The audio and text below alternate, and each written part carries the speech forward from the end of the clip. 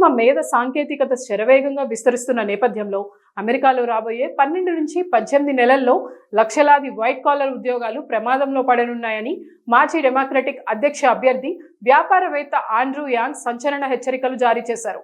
AI ప్రోగ్రాంలు నిమిషాల్లో పూర్తి చేస్తున్న పనులకు గతంలో డిజైనర్లకు రోజుల సమయం పట్టేదని, ఈ మార్పు ఉద్యోగ విపత్తుకు సంకేతమని ఆయన ఆందోళన వ్యక్తం చేశారు.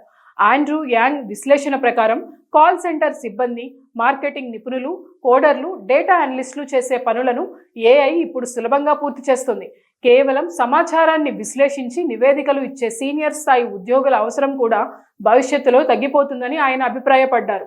ఒక సంస్థ ఖర్చులను తగ్గించుకోవడానికి ఏఐని వాడి సిబ్బందిని తొలగిస్తే పోటీలో నిలబడడానికి మిగతా సంస్థలు కూడా అదే మార్గాన్ని అనుసరించక తప్పదని ఆయన విశ్లేషించారు.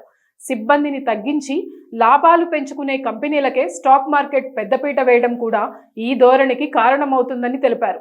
ఈ పరిణామాల వల్ల అమెరికాలోని దాదాపు 7 కోట్ల వైట్ కాలర్ ఉద్యోగాల్లో 20% నుంచి 50% వరకు రాబోయే కొన్నేళ్లలో కనుమరుగయ్యే ప్రమాదం ఉందని యాంగ్ హెచ్చరించారు. ఉద్యోగాల కోత ప్రజల కొనుగోలు శక్తిని దెబ్బతీసి రియల్ ఎస్టేట్ రంగంపై ప్రతికూల ప్రభావం చూపుతుందని, ఇది స్థానిక ఆర్థిక వ్యవస్థలను కుంగదీస్తుందని అన్నారు. దీనికి పరిష్కారంగా యూనివర్సల్ బేసిక్ ఇన్కమ్ పథకాన్ని అమలు చేయాలని, ఏఐ కంపెనీలపై అదనపు పన్నులు విధించి ఆ నిధులతో ఉపాధి కోల్పోయిన వారికి శిక్షణ ఇవ్వాలని సూచించారు.